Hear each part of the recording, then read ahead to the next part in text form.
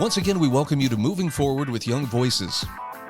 And we are happy to welcome Emily Ekshian back to the program. Emily, I know there are some folks meeting you for the very first time. Take a moment, if you would. Tell us about who you are and what you do. Sure. Thank you so much for having me. I'm Emily and I'm based in Washington, D.C. I work in policy communications at the Digital Sovereignty Alliance, where I focus on regulatory advocacy around digital asset policies. I hold a master's in journalism from Columbia University and a bachelor's in economics from UC Berkeley. All right, we're going to talk about something that I think a lot of people can relate to, that being money, although money is changing. In particular, crypto is now a part of what we refer to as money. And I'm looking specifically at an article that was published in the Washington Examiner that you'd written about while Congress balks at crypto regulation, our adversaries push for market dominance. So, first of all, let me ask you, in terms of the dollar, when we think of, bills in somebody's purse or their wallet, is that becoming a bit of an anachronism? Is that something that's soon to be relegated to the past? Are we moving toward digital currency?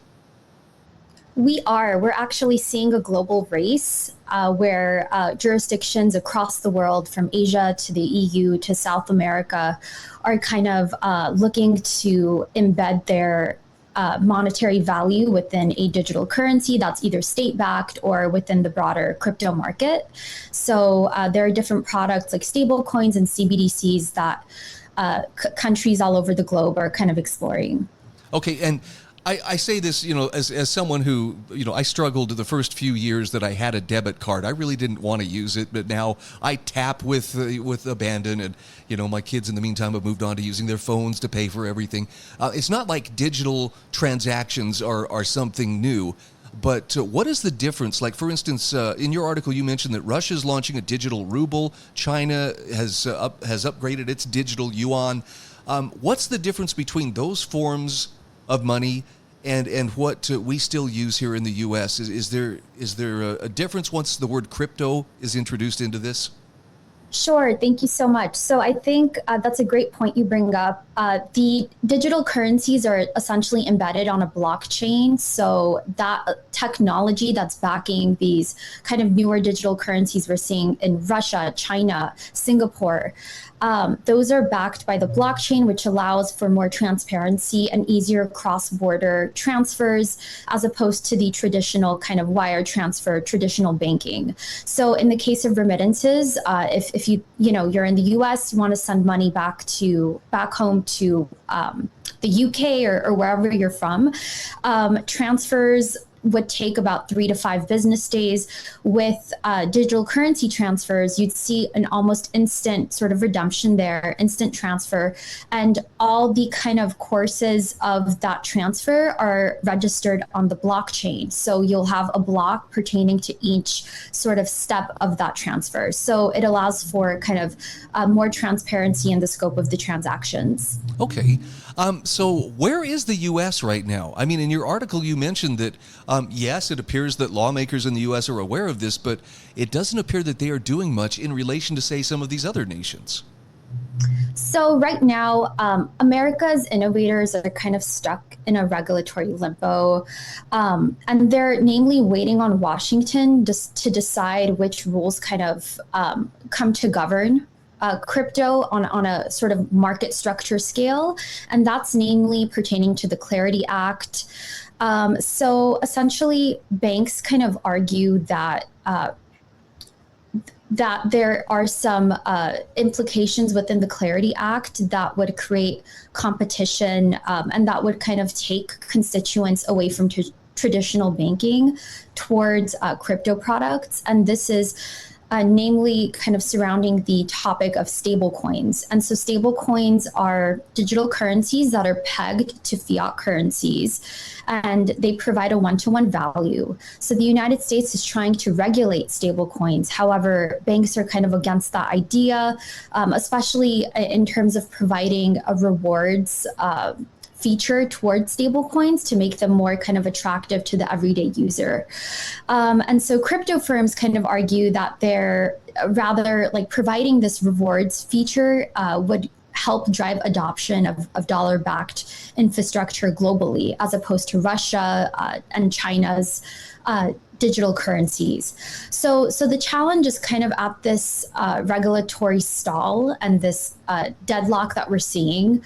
There have been 3 White House meetings this year alone, kind of on the topic of negotiations around the stablecoin yield feature, where banks kind of argue against it, but crypto industry says, it'll be a hallmark driver of adoption of the US dollar, not just crypto assets.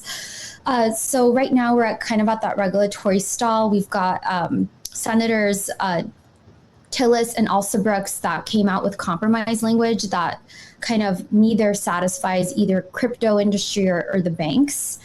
But right now we're kind of waiting on a markup on this act. So hopefully we'll see that before the midterm elections. I want to go back to something that you said earlier, and this is because I'm kind of a noob when it comes to understanding crypto, but you mentioned that banks are that's one of the reasons this is stalled. Banks have some concerns. The way you describe those blockchain transactions sounds a lot like the banks, which often act as middlemen, with kind of a clearinghouse for transactions, making sure that, okay, you wrote a check from this bank, we make sure that this bank that it's going to be deposited in can get it, and so forth.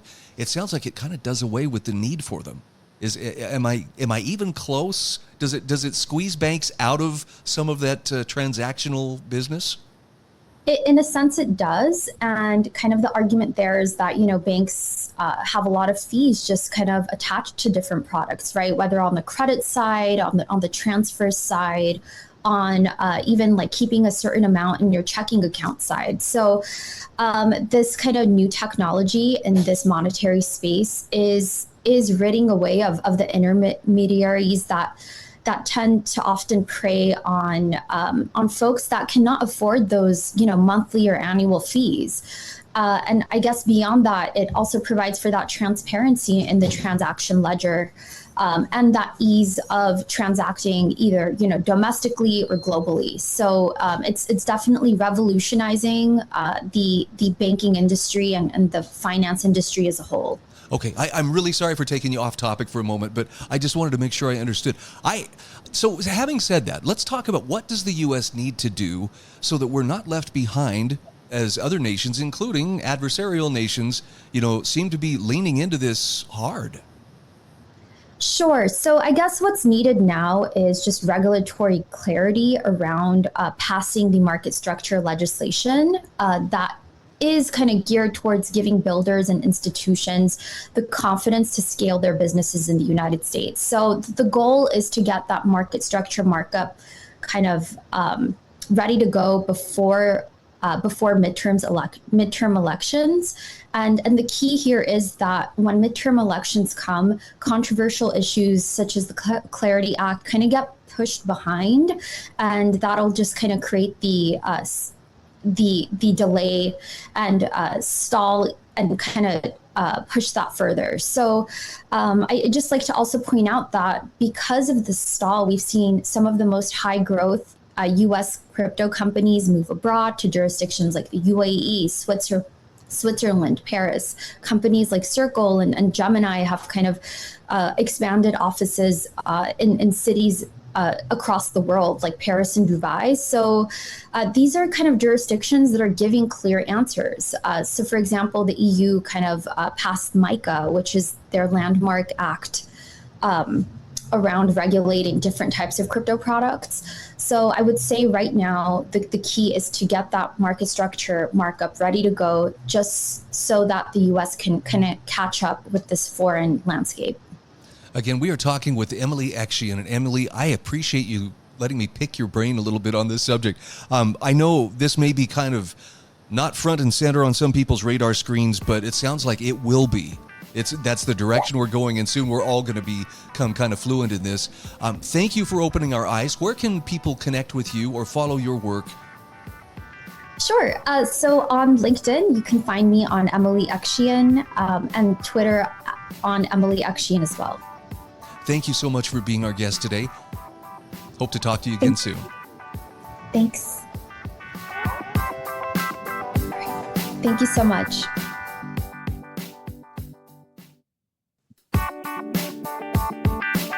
Welcome back to Moving Forward with Young Voices. Hey, we are happy to welcome Sam Raus back to the program. Sam is a regular Young Voices contributor on here. Sam, for those meeting you for the first time, though, talk to us a little bit about who you are, about your background, too. Yeah, thank you so much for having me on, Brian. I am our David Bowes Resident Writing Fellow, which means I write a lot. And I've predominantly been covering tech and economic issues with Young Voices for the past 2 years now. Okay, I learn a lot every time you and I have a chance to visit. And I also realize that I'm probably a full step behind everybody on what's happening. So I'm looking at an article you wrote for the Washington Examiner. Politicians want to stop your March Madness predictions. Now, it's only within the last year probably that I really started to become aware of predictions markets.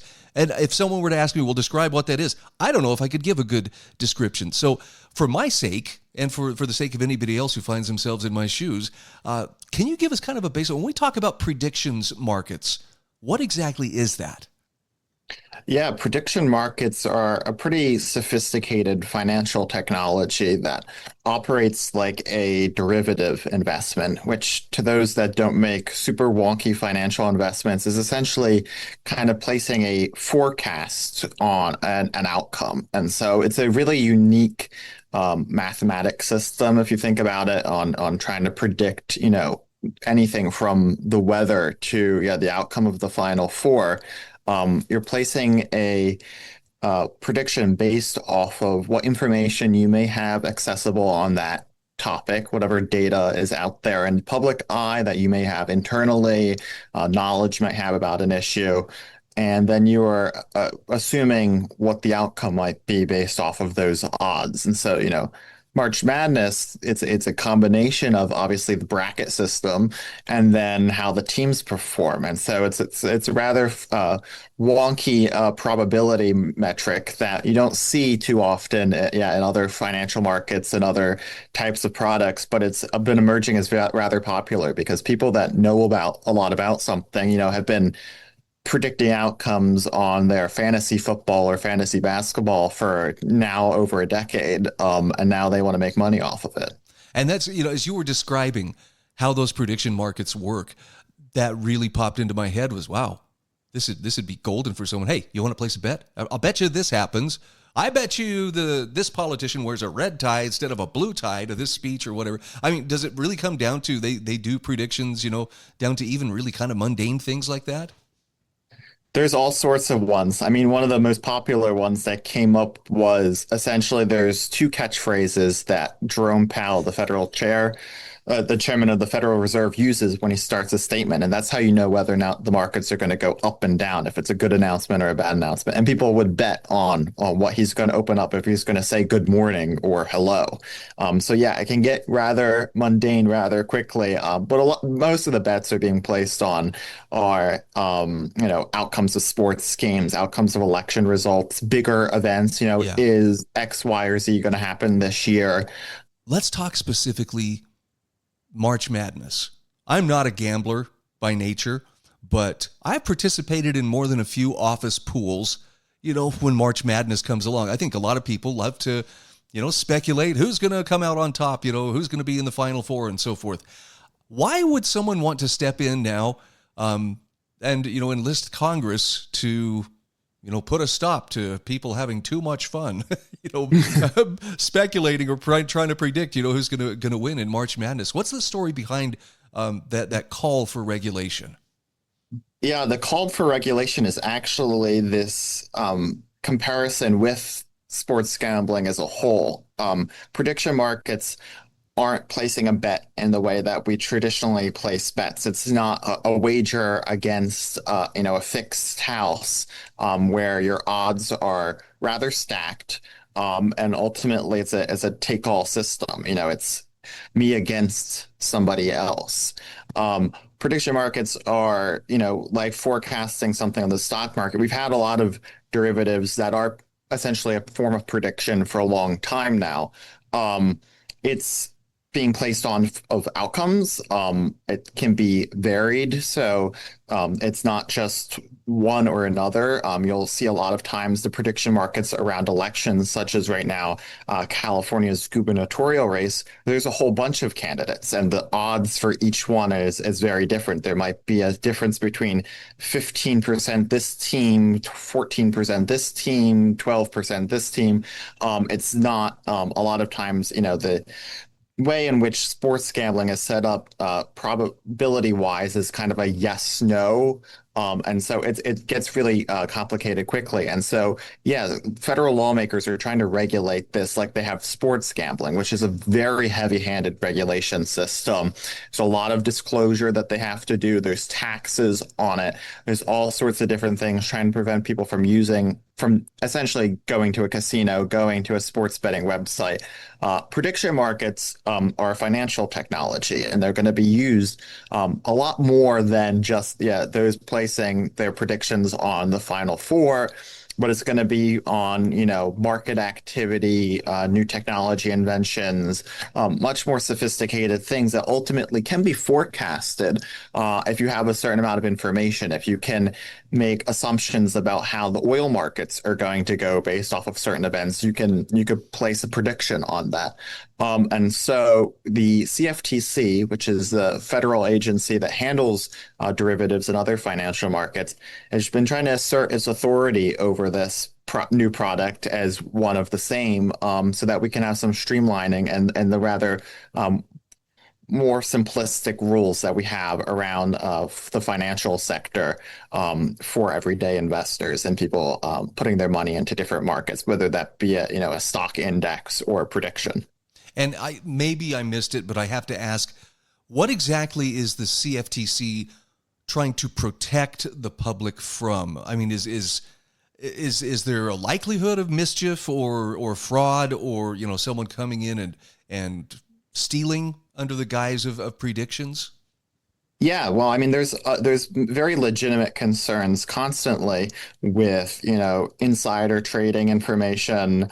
Obviously, with sports, with people trying to fix outcomes, rig games, essentially. And so by asserting their authority over it and clearly describing it in the way that they have with other markets, it allows them to apply all the rules and law enforcement and procedures that we undergo. There's a lot of tracking that's being done by the CFTC in the financial sector to make sure that things are being done lawfully and companies are not using insider information, completing illegal trades. And the same would be applied to prediction markets. But if it becomes a sports gambling regulation issue, it just becomes a hot mess of taxation and spending, and a lot of demonization around the markets rather than the transparency and clear guidance that they need. So we're down to about a minute here. How do we strike the balance between protecting people from those who would use these prediction markets for mischief versus the good that you laid out that could happen, from the innovation that they might also provide? Yeah, it's really making sure that these pieces of legislation to regulate as sports gambling are stopped and letting the CFTC properly define the markets in their financial space and then set up the rules for the road. Obviously, I think there's a lot of serious conversations to be had around everything from stock trades to prediction markets for members of Congress, for issues of national security. But having those conversations and focusing on those issues rather than trying to quick lump this in with all the vice industries and all the taxes and prohibition that we do on those, that's really the way to pave the path for this new tool. Again, we are talking with Sam Raus. He is the David Boaz resident writing fellow at Young Voices. Sam, where can people find you and follow you on social media? Thank you so much for having me. They can follow me on X at SamRaus1. Thank you. Hope to talk again soon. See ya.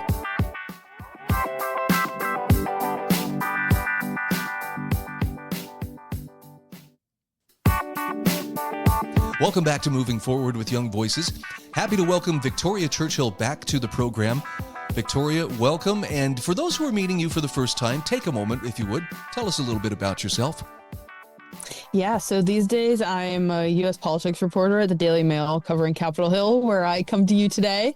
And it's always totally crazy up here, but I'm also very grateful for the journey that I've been on with Young Voices for, I guess, almost 3 years now. I think it was 2023 when I first started with them, summer of that year. So yeah, like I said, almost coming up on 3 years with them. Very happy to be part of that program, and it's done leaps and bounds for my career. I was counting the other day, and I think I've done over 200 different appearances across broadcast, podcasts, new media, old media. So, yeah, I love it. Super fun. And, always love kind of doing a deep dive into issues like we're hoping to do here today. Yeah, just a couple of weeks ago, I was talking with someone about FISA, the Foreign Intelligence Surveillance Act, and how it was coming up on its expiration. And remind me, when is it supposed to expire? I believe it's later this year. Okay. I've been aware of this time and time again because I think it's Section 702. Should U.S. intelligence services be able to spy, even if inadvertently, on American citizens and so forth. So I have a little bit of heartburn there, but I'm curious as that deadline for its expiration comes up, with what's going on in the Persian Gulf, particularly. Talk to me about how the landscape has changed, and do they have some solid justification to keep FISA in place, thanks to the tensions with Iran? Well, it really depends on who you talk to. Like I said, particularly up here on Capitol Hill, there seems to be some interesting alliances forming around this issue. So, on one hand, obviously, we have the White House and the FBI, Director Patel, as well as the leadership. At least by my count, it's the leadership both in the Democrat Party and the Republican Party in both the House and the Senate. They want what they call a clean reauthorization. So it's just a continuation of what's going on. Unfortunately, with a lot of policies, even looking back at like some different healthcare things that Congress has passed and even some of the DHS stuff, a lot of it is kind of a continuation of Biden era policy, which, if you're a conservative or a free market libertarian type thinker, that I think raises some alarm bells. But, if you're a skeptic, you say, it's all the uniparty. It doesn't matter who comes into Congress. Nothing changes. And, when they do these things, these clean reauthorizations, that I think kind of really emphasizes that point that, people just want to keep going, same old, same old. There's some fights that they just don't have an appetite for. And so what we're hearing from some conservative members, primarily in the House Freedom Caucus, but also some members that aren't a part of that caucus, is that, they're concerned. And they're concerned because basically, we all know everybody's always tracking us on everything. Most often it's private companies. And so private companies buy and sell people's data, particularly when it comes to things like location data and, political campaigns and things use that, right, to target voters. And so it's commonly known. And it's commonly done. But I think kind of the criticism of this is when the government enters the marketplace. And so basically the government wants to be able to talk about this and to really have the same access to Americans' private data. They want to buy and bid on it, just like private companies do. And so again, that's kind of where this issue comes down is, I might want my, my place where I'm going to buy shoes from to know what I'm looking up on the internet so that I can get a 15% off coupon for shoes. But when it comes down to private data, particularly location data, that's raised a lot of red flags. It even comes down to things like a few months ago, there was some debates on, whether like for women, like period tracking apps were going to be sharing their data with the government, particularly around some of this, Roe v. Wade, kind of being overturned, of course, a couple of years ago. So, again, these privacy concerns, even though I think typically they come more from people on the right side of the aisle, there are some people on the left that have also expressed them throughout the years. And I think we're seeing that in Congress here now is that actually some of the more progressive wing of the Democrat Party is potentially not going to be on board with a clean FISA reauthorization. But for conservatives, I think what is kind of most eyebrow raising, if you will, is that some of this intelligence sharing data, has been used. Of course, we've discussed over the last few months, Operation Arctic Frost, which targeted Republican members of Congress, particularly in the Senate, Trump allies that the Biden era FBI, DOJ spied on them. But, of course, even President Trump himself was targeted by some of this, quote unquote, deep state surveillance.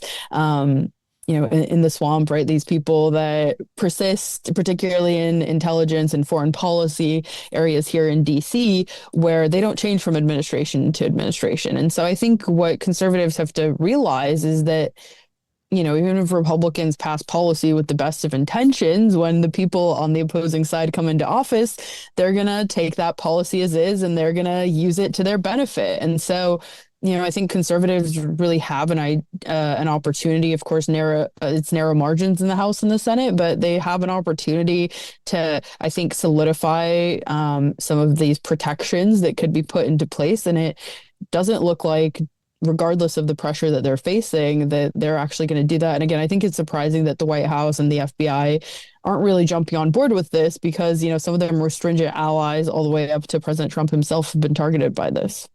No, that would make sense.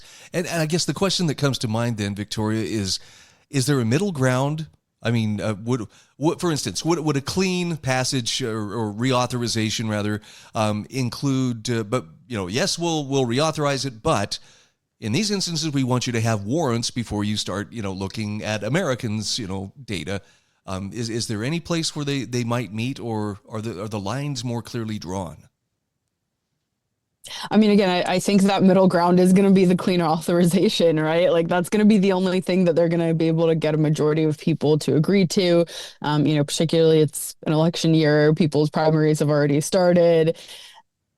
A lot of the times when it comes down to Congress, a lot of it is what do people have the appetite and the energy to do? And so they aren't going to want to have these long drawn out debates. They could barely do it for DHS funding, right? DHS is still kind of, just a few hours ago here, there was a vote for DHS funding again in the Senate. So, if they can't agree on these super big things that everybody cares about and that are impacting everybody, from things like, TSA being shut down, of course, that's kind of resolved itself a little bit, but there's still not been a big point of agreement that they can come to. And then something like FISA that I think more Americans should care about and that they're not necessarily in tune with, but things that aren't necessarily going to be what gets them the vote at the ballot box in November. They're probably not going to have the appetite to tackle it at all.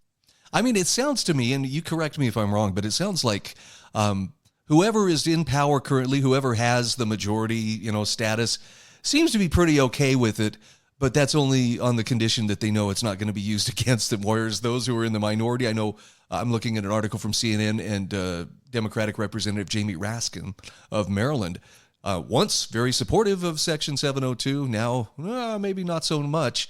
It just seems a little opportunistic. Yeah, I think there's definitely an element of that again. But, I think most things in Washington, unfortunately, are. So, have there been vigorous debates in the past? I mean, this has obviously been reauthorized many times before. I remember it coming up occasionally for discussion, but I don't remember there ever being, like, oh my goodness, they're going to shut the government down over this kind of conviction over it. Yeah, exactly. You're exactly right.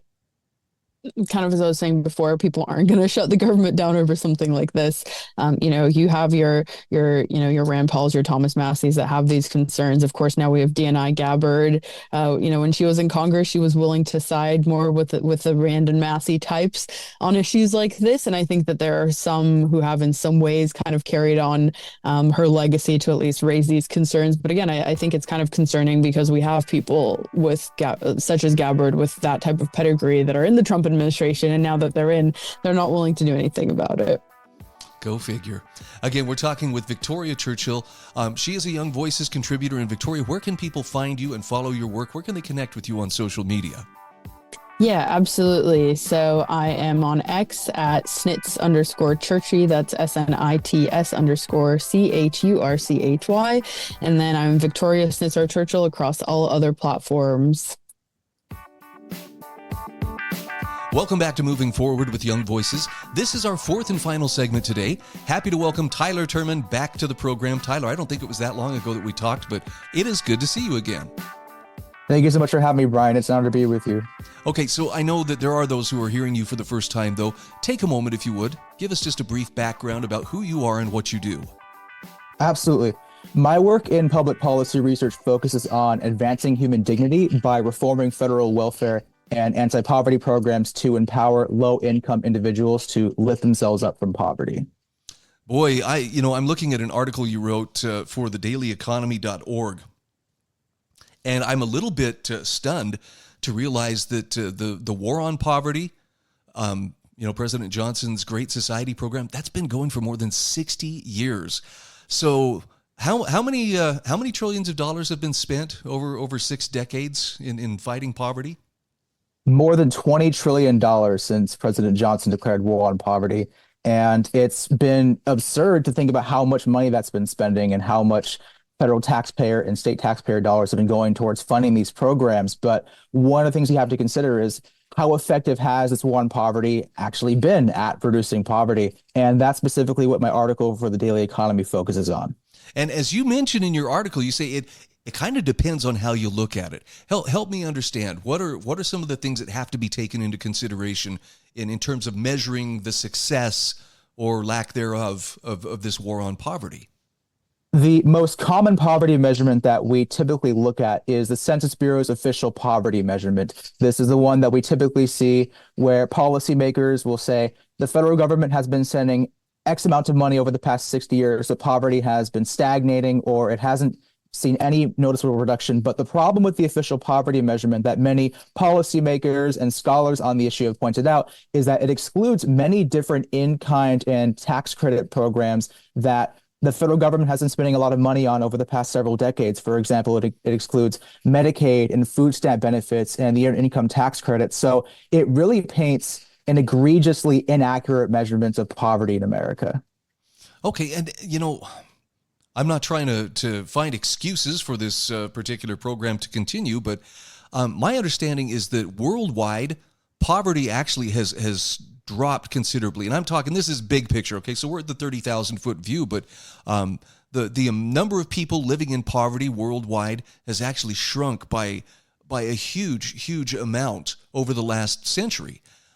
Talk to me, though, about when we measure poverty, what are some of the factors that determine that someone is actually in a situation that can rightly be called poverty? Well, you are 100% correct in identifying that global poverty has declined drastically, not even over the past 100 years, but over the past 30 years. The Economist actually published a study finding out that over the span of just 20 years from 1990 to 2010, global poverty dropped by more than 1 billion people. And economic growth and free markets and liberalization is what is responsible for much of this decline. And we, of course, know about the famous hockey stick of human prosperity, where most people lived in abject poverty for much of human history from the 1800s up until the 1800s. But then we see a famous hockey stick where incomes drastically rose, the standard of living increased dramatically, and it's in the shape of a hockey stick because of how rapid this growth was. And once again, that was because of free markets and economic growth. To answer your second question about the different factors we have to consider when we're looking at material poverty, most of the time when we look at poverty, we're looking at a measurement of if you are below this arbitrary threshold that we set, if your income is below this number that we pick, whether it's like a fixed metric that we typically pick, like the official poverty measure, for example, uses a threshold that was set in the 1960s. So typically we look at poverty, the way we measure it is if you're below this specific poverty threshold, or if your income is below a certain threshold relative to other people in the same country that you live in, which is like a relative poverty measure. But of course, you have to contextualize that because the people who are living in poverty today they have a standard of living that is dramatically higher or even inconceivable compared to people who were living in poverty 100 years ago, or even the average American living in poverty for 100 years ago. So there are a lot of different contextualizations and factors we have to take into account when we're looking at a poverty measure. But when we do look at poverty and we do include all the different welfare programs and in-kind benefits and tax transfers, as Kevin Corinth and Richard Burkhauser did in their recent paper published earlier this year, which I highlighted in my article, what we find is that the actual poverty measure, the full income poverty measure, hovers at around 3%. 3.7%, which is dramatically lower than the official poverty measure from the Census Bureau, which is 11.1% in 2023. It's interesting too, and I know with statistics you have to look at a lot of different angles, but I would take into consideration, like, for someone who has been frugal and bought a home, paid it off, and is living within their means. It's not. I don't know if it's fair to say, well, they're living in poverty. If they're able to meet their needs without stressing, oh, we're going to be able to feed ourselves. Maybe they have a garden or something like that. It just seems like. It seems like in some ways, don't get me wrong here, but it sounds like maybe Lyndon Johnson was trying to justify getting the government involved somehow. Absolutely, yes. Thomas Sowell famously pointed out that the federal government basically replaced the husband in a typical low-income American's household, which in many cases I would argue is actually true. And your first point about pointing out that if you're able to live within your means, then could we really consider you to be in abject or absolute poverty? And I 100% agree with you. I point this out, but Joseph Heath, in one of the books that he published, actually points out that the vast majority of Americans today, 95%, who live below the poverty line, have electricity, indoor plumbing, a refrigerator, a stove, a color television. More than 80% have an air conditioner and a cell phone. 2/3 of them have a washing machine and a dryer. Many of them have at least one car, which, of course, these are appliances that either were only accessible to the absolute richest people in America 100 years ago, or they simply didn't have them at all. So it's important to contextualize this stuff when it comes to you're living in a first world country and your income falls below a certain threshold. You're still having a way higher standard of living than even most people would have 100 years ago, or most people even around the world. I think it was Will Rogers who was credited with saying about, only in America will the poor drive themselves to the poorhouse in their own car. I agree. Something along those lines. But so what can we learn in terms of the amount of taxpayer money that's been put towards reducing poverty, and I mean across the board? Is it safe to say there's been a good return on investment, or do some larger questions loom? Well, what Corinth and Burkheiser found in their paper actually is that when we account for all these different benefits and transfers, even after including the trillions of dollars the federal government has spent on combating poverty, on its anti-poverty programs since the 1960s, poverty actually declined far more sharply in the 20 years prior to the war on poverty than in the 60 years after the war on poverty. So in many respects, poverty actually declines a lot more slowly since 1960 than from 1939 to 1960 to 1965. So it's important to contextualize this because the main driver behind the biggest poverty reduction in American history was not because of anti-poverty programs and the federal government deciding it's our job to care for the poor. It was actually because of economic growth. It was broad-based income mobility and expansions in opportunity and employment as well. And so it's important to recognize the government cannot create wealth. All it can do is expropriate it from one people or one person to give it to somebody else. And so wealth creation is always going to be the best anti-poverty program there is. And free markets and economic growth are the best ways to promote that. So us as taxpayers who are elected representatives to work on these programs should really focus on reducing government-created barriers to economic growth rather than investing more in anti-poverty programs and wealth redistribution that's really yielded diminishing marginal returns. Something I absolutely love in your article, it's actually the last line. You talk about when we analyze the best ways to combat poverty, which I love because it's not a one-size-fits-all kind of proposition. You say policymakers should reflect on whether the welfare state was ever the right tool for the job. Spot on. It sounds like there are a lot of tools out there, but for some reason that seems to be the one that we prefer to pick up. Absolutely. And again, like you mentioned before, there's so many different factors that contribute to poverty, and there can never be a one-size-fits-all solution or a government program that can solve all the different factors that contributed to it. Again, policymakers should not be trying to push those one-size-fits-all solutions either. We were talking with Tyler Turman. He is a Young Voices contributor. Tyler, where can people connect with you on social media? You can follow me on Substack at Politics in Praxis, or you can follow me on LinkedIn at Tyler Turman.